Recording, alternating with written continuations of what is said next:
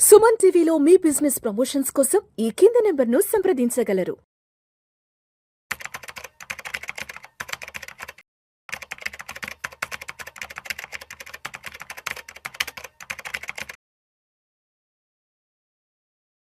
Suman TV ప్రేక్షకులకు స్వాగతం. నేను doctor Anil Kumar Bachchu, certified financial ప్లానర్ని and mutual fund distributor. SEBI last week ఒక కొత్త నిర్ణయం తీసుకుంది. ఏంటంటే ఇంతకుముందు రిటైర్మెంట్ ఫండ్స్ అని, చిల్డ్రన్స్ ఎడ్యుకేషన్ ఫండ్స్ అని 2 రకాల మ్యూచువల్ ఫండ్ కేటగిరీస్ ఉండే అన్నమాట. వాటిని తీసేసి వాటి స్థానంలో ఇంతకుముందు ఎన్పిఎస్లో ఎట్లాగా ఉందో లైఫ్ సైకిల్ ఫండ్స్ అనే కొత్త కేటగిరీని తీసుకురాబోతోంది అని ఆదేశాలు ఇచ్చింది. అండ్ మ్యూచువల్ ఫండ్ కంపెనీస్ కూడా త్వరలో లైఫ్ సైకిల్ ఫండ్స్ అనేవి రాబోతున్నాయి. ఇది కొత్త కేటగిరీ ఆల్ టుగెదర్ మ్యూచువల్ ఫండ్స్లో ఇండియాలో మొదటిసారి రాబోతున్నాయి. సో చాలామందికి ఏంటంటే ఈ లైఫ్ సైకిల్ ఫండ్స్ అంటే ఏంటి అనే క్యూరియాసిటీ ఉంది. అవి ఎలా పనిచేయబోతున్నాయి, ఎందుకు ఈ లైఫ్ సైకిల్ ఫండ్స్, ఎందుకు సెబీ సడన్గా ఇది ఇంట్రడ్యూస్ చేసింది, ఎవరికి పనికొస్తుంది, దీనివల్ల అడ్వాంటేజెస్ ఏంటి, డిసడ్వాంటేజెస్ ఏంటి, అండ్ దీంట్లో ఉండే ఇన్వెస్ట్మెంట్ ఎక్కడికి వెళ్తుంది, ఇన్వెస్ట్మెంట్ దీనివల్ల బెనిఫిట్స్ ఏంటి, రకాలు ఉన్నాయా ఏమైనా అనేది త్వరలో నేను ఈ వీడియోలో ఎక్స్ప్లెయిన్ చేయబోతున్నాను. ఫస్ట్ థింగ్ చూసుకుంటే ఇది February 26 నేను చెప్పినట్టు ఆ రోజు సెబీ ఇచ్చిన కొత్త నోటిఫికేషన్లో ఈ కొత్త కేటగిరీ అండ్ రేషనలైజేషన్ చేశారు. అందులో ఈ కొత్త లైఫ్ సైకిల్ ఫండ్స్ వచ్చాయి. ఇక్కడ ఇంపార్టెంట్ థింగ్ ఏంటంటే ఇది long term, goal based, at the same time ఒక స్ట్రక్చరు, ఆటోమేషన్. అంటే మాటికి మామూలుగా ఏమంటాము మనము ఒక 15 ఏళ్ళు ఆర్ 20 ఏళ్ళకి నేను రిటైర్ అవ్వాలి అనుకుంటున్నాను. రిటైర్ అయ్యే టయానికి మార్కెట్కి ఎక్స్పోజర్ ఎక్కువగా ఉంటే, ఎగ్జాంపుల్ ఇప్పుడు చూసుకుంటే ఇప్పుడు అమెరికా ఇరాన్ యుద్ధం ఏదైతే జరుగుతుందో దానివల్ల మార్కెట్స్ చాలా కరెక్షన్ వచ్చింది. సపోజ్ మీ అవసరం అనేది ఈ టైంలో వచ్చుంటే మార్కెట్స్ మీద ఎగ్జాంపుల్ మీద ఒక కార్పస్ ₹1,00,00,000 క్రియేట్ చేశారు. బట్ ఈ లాస్ట్ 1 మంత్లో ఆ 15 రోజుల్లో మార్కెట్ ఒక 25-30% అంటే ₹1,00,00,000 75-80 లక్షలకు పడిపోతే ఇట్స్ వెరీ డిఫికల్ట్ మన అవసరం అప్పుడు.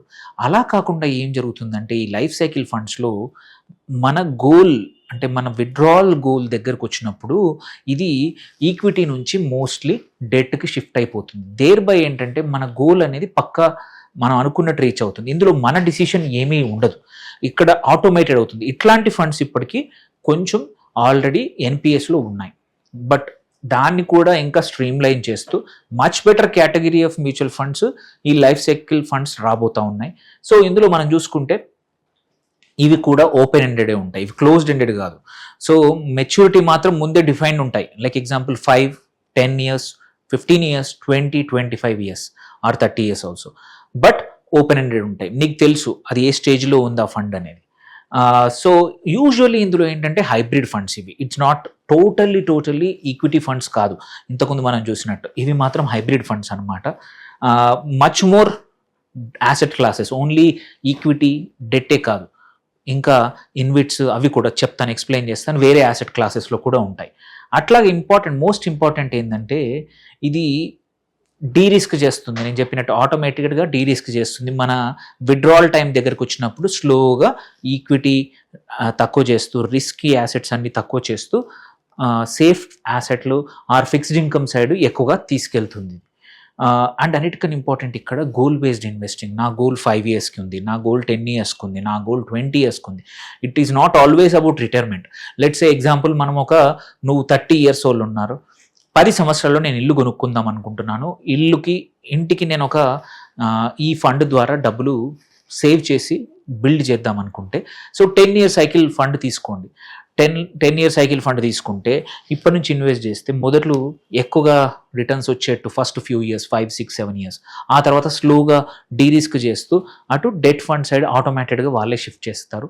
బై ద టైం మీ రిటైర్మెంట్ అయ్యానికి మీ గోల్కి దగ్గరలో డబ్బులు ఉంటాయి, బికాస్ ఇట్ ఈస్ ఆటోమేటిక్ అనమాట. సో దెన్ మనం చూసుకుంటే ఇది స్ట్రక్చర్ ఎట్లా ఉండబోతోంది, రూల్స్ ఎలా ఉండబోతున్నాయి చూసుకుంటే, సో ఇక్కడ క్లియర్ రెగ్యులేటరీ ఫ్రేమ్వర్క్ ఉండబోతోంది.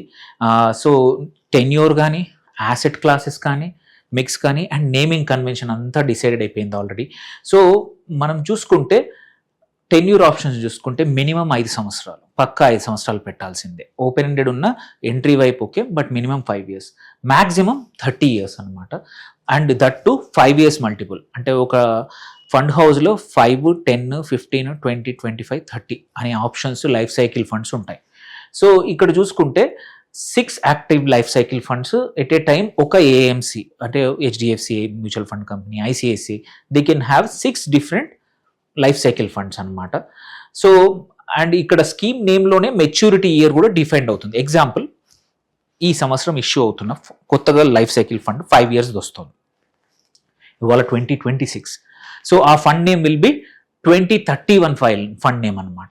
సో ఎవరికైతే 2031లో మీ గోల్ ఎండ్ అవబోతుందో వాళ్ళు ఈ ఫండ్లో ఇన్వెస్ట్ చేసుకోవచ్చు. అట్లాగే 2036, 2041 అట్లా ప్రతి 5 yearsది ఫండ్లోనే ఆ ఫండ్ నేమ్లోనే ఇయర్ కూడా మెన్షన్ అయి ఉంటుంది. దేర్ బై మనకు అది సూటబుల్ అవుతుందా లేదా, మన గోల్కి దగ్గరగా ఉంటుందా లేదా అని తెలిసిపోతుంది. దెన్ ఇందులో ఏ ఫండ్స్లో ఎక్కడ ఇన్వెస్ట్ చేస్తారనే క్వశ్చన్ చాలా common.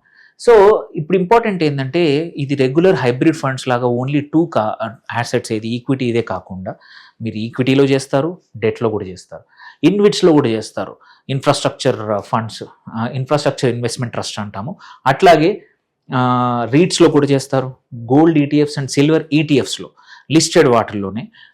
So then exchange traded derivatives ఏవైనా సరే అవి కూడా గోల్డ్ అండ్ సిల్వరే. సో వీటిలోనే మాత్రం ఈ 4-5 యాసెట్ క్లాసుల్లో చేస్తారనమాట. దేర్ బై ఏంటంటే డైవర్సిఫైడ్ మిక్స్ ఉంటుంది, రిలేటివ్లీ రిస్క్ అనేది తక్కువగా ఉంటుంది వేరే మ్యూచువల్ ఫండ్స్ కన్నా మల్టిపుల్ యాసెట్ క్లాస్ ఉండడం వల్ల. మీరు ఎగ్జాంపుల్ చూసుకుంటే ఇక్కడ ఉంటుంది, ఒక ఎగ్జాంపుల్ తీసుకుందాం. ఆటోమేటిక్ డీ రిస్క్ ఎట్లా జరుగుతుంది, ఈ ఈక్విటీ అనేది ఫస్ట్ ఇక్కడ ఉన్నది స్లోగా గ్లైడ్ అయ్యి ఈక్విటీ తక్కువగా అవుతుంది అనమాట. అంటే by the time me end goal వచ్చేంత వరకు ఈక్విటీ 0 అయిపోతుంది ఆర్ తగ్గిపోతుంది. సో ఎగ్జాంపుల్ తీసుకుంటే ఒక 15 years ఫండ్ ఉందనుకోండి, 15 years ప్లస్ ఫండ్ ఉంటే అందులో equity allocation can be 65% minimum, maximum 95% అనమాట. సో ఎందుకు అగ్రెసివ్ గ్రోత్ని టార్గెట్ చేస్తూ ఫస్ట్ ఇక్కడ పెడతారు. By the time 10 to 15 years ఓల్డే ఫండ్ ఉంది అనుకుంటే 65 to 80% ఈక్విటీలో పెట్టచ్చు, ఇక్కడ గ్రోత్ ఓరియంటెడ్. వెరాజ్ ఒక ఫండ్ టైమ్ 5 to 10 years మధ్యలో ఉంటే అక్కడ 50 to 65% మాత్రమే ఈక్విటీలో పెడతారు, ఎందుకంటే ఇక్కడ more of a balanced growth అనేది టార్గెట్. దెన్ మీ fund 3 to 5 years expiry, example మనం 28లో చూస్తున్నాము, 31 years 2031 ఎక్స్పైరీ చూసుకుంటే మోస్ట్ ప్రాబబ్లీ దాంట్లో 35 నుంచి 50% మాత్రమే ఈక్విటీ ఇన్వెస్ట్మెంట్ ఉంటుంది. అండ్ ఇక్కడ మోడరేట్ గ్రోత్కి టార్గెట్ చేస్తుంటారు, ఎందుకంటే నీ గోలు తొందరగా రాబోతుంది, నెక్స్ట్ 3 yearsలో రాబోతుంది. అదే 1 to 3 yearsలో ఫండ్ ఎగ్జిట్ అంటే ఎక్స్పైరీ అవ్వబోతుంటే అప్పుడు ఓన్లీ 20 నుంచి 35% మాత్రమే ఈక్విటీకి వస్తుంది, కన్జర్వేటివ్ వెళ్ళిపోతుంది. By the time it's less than 1 year ఒక ఫండ్కి వచ్చేంత వరకు ఓన్లీ ఈక్విటీ లెస్ దాన్ 20% అవుతుంది. దేర్ బై క్యాపిటల్ అనేది పక్కా ప్రిజర్వ్ అవుతుంది. అంటే నువ్వు భయపడాల్సిన అవసరం లేదు, అరే నేను నెక్స్ట్ ఇయర్ నా గోల్ రాబోతోంది అన్నప్పుడు ఈ లైఫ్ సైకిల్ ఫండ్లో పెట్టుంటే మీకు ఏం ఇష్యూ ఉండదు, ఎందుకంటే యుద్ధం వచ్చినా ఇక్కడ by the time mostly debt పోర్షన్లోనే డెట్ మార్కెట్లోనే ఇన్వెస్ట్ అయి ఉంటుంది కాబట్టి ఈక్విటీ లెస్ దాన్ 20% ఉంటుంది. కాబట్టి మీరు అనుకున్న గోల్ మీరు ఎంతైతే చూసారో అంత అమౌంట్ దగ్గరికి వచ్చే అవకాశాలు ఉన్నాయి ఈ లైఫ్ సైకిల్ ఫండ్లో అన్నమాట. సో ఇది ఎవరికి ఎందుకు అనేది క్విక్గా చూద్దాం. So it is discipline investors కోసము అండ్ లాంగ్ టర్మ్ ఇన్వెస్టర్స్ కోసం, ఆ రెండు ఉన్న ఇన్వెస్టర్స్ కోసం మాత్రం ఇది పనికొస్తుంది. ఇది పేషెన్స్ ఉన్న వాళ్ళకే, ఎక్కువ రిటర్న్స్ రావాలని ఇంపేషెంట్ ఉన్న వాళ్ళకి మాత్రం లైఫ్ సైకిల్ ఫండ్స్ సూట్ అవ్వవు. సో అండ్ ఇంపార్టెంట్ ఏంటంటే ఇది యూజువల్లీ ప్రీమెచ్యూర్ రిడెంప్షన్స్, అంటే తొందరగా ఇన్వెస్ట్ చేసి మధ్యలోనే తీసేసుకునే వాళ్ళు మాత్రం డిస్కరేజ్ చేస్తుంది by way of extra exit load అనమాట. సో మనం చూసుకుంటే టైర్డ్ ఎగ్జిట్ లోడ్, అదే అని చెప్పింది నేను. సో ఇక్కడ 3% ఎగ్జిట్ లోడ్ అవుతుంది ఫస్ట్ ఇయర్లో నువ్వు పెట్టిన ఇన్వెస్ట్మెంట్లో మొదటి సంవత్సరమే విత్డ్రా చేస్తే. ఇది ఇట్స్ వెరీ సింపుల్. ఇక్కడ ఏంటంటే లాంగర్ ఇన్వెస్ట్మెంట్ని ప్రమోట్ చేస్తుంది. అదే 2% with in the 2 years, 1% 3 years లోపలైతే, బియాండ్ 3 years అయితే 0 exit load. This is more like PMS కానీ ఏఎఫ్ కున్న స్ట్రక్చరే ఇక్కడ కూడా. సో బేసికలీ ఏంటంటే impulsive investment, impulsive early exit కాకుండా ఉండడానికి ఇది. దెన్ ఇంకొకటి ఏంటంటే ఆర్బిట్రాజ్ ఫ్లెక్సిబిలిటీ కూడా ఉంది. సో ఇక్కడ 5 years అండ్ లెస్ మెచ్యూరిటీ ఉన్న వాటికి ఫండ్ మేనేజర్స్ కావాలంటే 50% ఈక్విటీ ఆర్బిట్రాజ్ కూడా వాడుకొని సో ఇది యాజ్ లాంగ్ యాజ్ ఈ 65 to 75% ఈక్విటీ బ్యాండ్ అనేది ఉంటుంది. సో వాళ్ళు కూడా వాడుకోవచ్చు investment.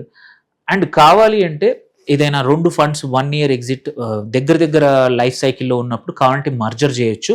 But with investors permission AMC తీసుకుంటుంది. అదొక ఆప్షన్ ఇచ్చారు. అండ్ బెంచ్ మార్క్ కూడా దీనికి ఫ్రేమ్వర్క్ సెట్ చేశారు. సో మీరు చూసుకుంటే దీనికి మల్టీ యాసెట్ ఫండ్ ఏదైతే ఉందో అది బెంచ్ మార్క్ లాగా ఇచ్చారు. సో దేర్ బై మనం బెంచ్ మార్క్ కన్నా మన ఫండ్ మేనేజర్ బాగా పర్ఫామ్ చేస్తున్నాడా లేదా అనేది కూడా తెలుసుకోవచ్చు. అండ్ లాస్ట్ చూసుకుంటే ఇది కన్వీనియన్సా రియాలిటీయా అనేది ఒక చిన్న నా వైపు నుంచి రివ్యూ చూసుకుంటే, ఒకటి there is a chance portfolio overlap risk అనేది కొంచెం ఉంటుంది ఇక్కడ. సో ఎందుకంటే ఫిక్స్డ్ ఇన్కమ్ మనం మల్టిపుల్ ఎవరు కూడా ఓన్లీ లైఫ్ సైకిల్ ఫండ్లోనే ఇన్వెస్ట్ చేయరు, వేరే వాటిల్లో కూడా చేస్తూ ఉంటాము. అలాంటప్పుడు there is that is one. But it is not a major risk for most of us.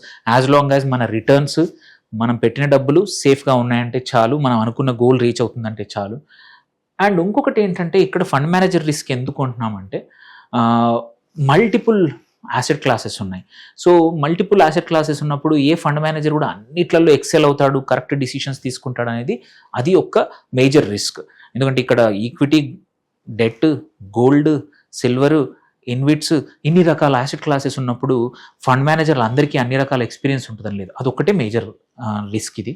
Then glide path ఏంటంటే మనం అన్నాం కదా, ఈక్విటీ ఫస్ట్ ఎక్కువగా ఉంటుంది, ఆ తర్వాత స్లోగా తగ్గుతూ ఉంటుంది. ఈ పాత్ అనేది ఒక్కోసారి ఏంటంటే ఆ పాత్కి మార్కెట్లో ఉన్న పరిస్థితులకి ఇబ్బందుల వల్ల మనం అనుకున్నట్టు రిటర్న్స్ రాకపోయే అవకాశాలు ఉన్నాయి. అండ్ సో ఇది ఒక ఇబ్బంది. ఎందుకంటే near term example next year are ఇంకొక 6 నెలల్లో మనకు గోల్ ఉంది, బట్ ఆర్ కొన్ని ఎగ్జిట్ చేంజ్ చేసే అవసరం ఉంది, బట్ ఇప్పుడు యుద్ధ వాతావరణం ఉంది. అలాంటప్పుడు అనుకున్న రిటర్న్స్ గ్లైడ్ పాత్లో అంటే ఈక్విటీని సెల్ చేసి డెట్కి వెళ్ళినప్పుడు అంత సఫిషియెంట్గా రాకపోవచ్చు. అండ్ లాస్ట్ ఇంపార్టెంట్ ఏంటంటే tax on rebalancing. So internal rebalancing ఏదైతే ఉందో ఇది taxable at this time. So this one be I think ఇది ఒక్కటే మేజర్ ఇష్యూ. ఇది బై ద టైమ్ ఈ ఫండ్ లాంచ్ అప్పుడు ఈ ట్యాక్స్ ఆన్ రీబ్యాలెన్సింగ్ లేకపోతే మాత్రం it may be very good. Otherwise మాత్రం కొంచెం రిటర్న్స్ తగ్గిపోవచ్చు. ఎందుకంటే ఇక్కడ వాళ్ళు ఈక్విటీ అమ్మేసి డెట్కి వెళ్ళినప్పుడు వాట్ ఎవర్ ద ఈక్విటీలో ఉన్న క్యాపిటల్ గెయిన్స్ని ఎలా ట్యాక్స్ చేస్తారు, ఏది రీబ్యాలెన్స్ చేసాం, అదే దాని మీద మొత్తం క్లారిటీ రాకపోతే మాత్రం ఇవి అట్రాక్టివ్గా ఉండకపోవచ్చు. So this is the major deal breaker. ఏది మన ట్యాక్స్ ఆన్ రీబ్యాలెన్సింగ్ ఉంటుందా, ఉంటే ఎంత ఉంటుంది, అండ్ బై ద టైం మనం విత్డ్రా చేసుకున్నప్పుడు ఎలాంటి ట్యాక్సేషన్ ఉండబోతోంది, equity taxation. Because by the time మనం ఇన్వెస్ట్ చేసేప్పుడు ఈక్విటీ ఉంటుంది ఎక్కువగా, బై ద టైం ఎగ్జిట్ అయ్యే టైంకి డెట్ ఉంటుంది. సో అలాంటప్పుడు ఇదాన్ని ట్యాక్సేషన్ ఎలా చేస్తారు, ఎక్కడ పెడతారు అనేది వెరీ ఇంపార్టెంట్. సో ఈ ఆస్పెక్ట్ మీద మొత్తం వెదర్ ఇక్కడ ఇన్వెస్ట్ చేయాలా లేదా అనేది అందరికీ కూడా డిసైడ్ చేస్తారు. సో దిస్ ఈజ్ మనం వెయిట్ చేద్దాము.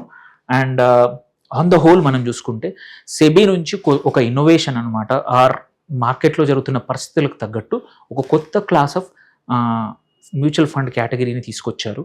దేర్ బై ఎవరికైతే మనం లేజీ అనుకోండి ఆర్ నాలెడ్జ్ లేదనుకోండి, but what ever it is outcome important ఏంటి, ఆటోమేటిక్గా రీబ్యాలెన్స్ చేస్తూ మన గోల్కి దగ్గరగా వచ్చినప్పుడు ఈక్విటీస్ నుంచి debt and safe returns by the time మనం ఎగ్జిట్ అయ్యానికి చేయడానికి ఒక కొత్త మంచి కేటగిరీ ఇచ్చారు.